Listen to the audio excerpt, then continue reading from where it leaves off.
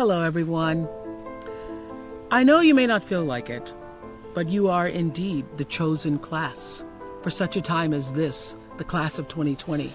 You're also a united class, the pandemic class that has the entire world striving to graduate with you. Of course, this is not the graduation ceremony you envisioned. You've been dreaming about that walk across the stage, your family and friends cheering you on, whoop, whoop, the caps flung joyously in the air.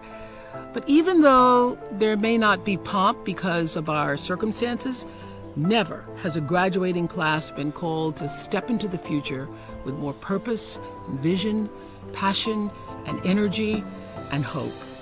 Your graduation ceremony is taking place with so many luminaries celebrating you on the world's Facebook stage, and I'm just honored to join them and salute you. You know, the word graduate comes from the Latin gradus, meaning a step toward something. And in the early 15th century, graduation was a term used in alchemy to mean a tempering or refining. Every one of us is now being called to graduate, to step toward something, even though we don't know what. Every one of us is likewise now being called to temper the parts of ourselves that must fall away, to refine who we are, how we define success, and what is genuinely meaningful. And you, the real graduates on this day, you will lead us. I wish I could tell you I know the path forward. I don't. There is so much uncertainty. In truth, there always has been. What I do know is that the same guts and imagination that got you to this moment, all those things are the very things that are going to sustain you through whatever is coming. It's vital that you learn, and we all learn, to be at peace with the discomfort of stepping into the unknown.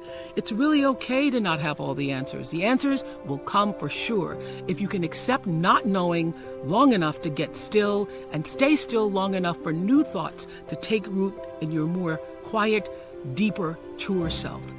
The noise of the world drowns out the sound of you. You have to get still to listen. So can you use this disorder that COVID-19 has wrought? Can you treat it as an uninvited guest that's come into our midst to reorder our way of being? Can you, the class of 2020, show us not how to put the pieces back together again, but how to create a new and more evolved normal, a world more just, kind, beautiful, tender, luminous, creative, whole? We need you to do this, because the pandemic has illuminated the vast systemic inequities that have defined life for too many for too long. For poor communities without adequate access to health care, inequality is a pre-existing condition. For immigrant communities forced to hide in the shadows, inequality is a pre-existing condition. For incarcerated people with no ability to social distance, inequality is a pre-existing condition. For every person burdened by bias and bigotry, for every black man and woman living in their American skin, fearful to even go for a jog, inequality is a pre-existing condition. You have the power to stand for, to fight for, and vote for healthier conditions that will create a healthier society. This moment is your invitation to use your education to begin to heal our afflictions by applying the best of what you've learned in your head and felt in your heart. This moment has shown us what Dr. King tried to tell us decades ago. He understood that we are caught in an inescapable network of mutuality, tied into a single garment of destiny. That's what he said. Whatever affects one directly affects all indirectly. If humanity is a global body, every soul is a cell in that body. And we are being challenged as never before to keep the global body healthy by keeping ourselves healthy in mind, in body, and spirit. As all the traditions affirm, the deepest self-care is at once caring for the human family. And we see this so clearly with essential workers. Look who turns out to be essential. Teachers, your teachers, healthcare workers, of course, the people stocking grocery shelves, the cashiers, the truck drivers, food providers, those who are caring for your grandparents, those who clean the places where we work and shop and carry out our daily lives.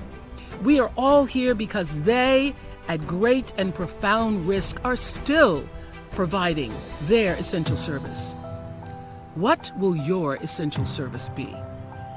What really matters to you?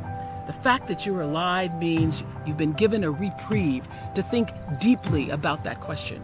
How will you use what matters in service to yourself, your community, and the world? For me, it's always been talking and sharing stories. For you, well, that's for you to discover.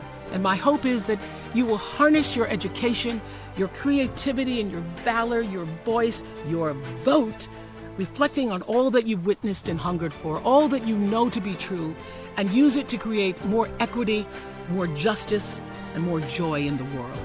To be the class that commenced a new way forward, the class of 2020. Bravo. Brava, brava, brava.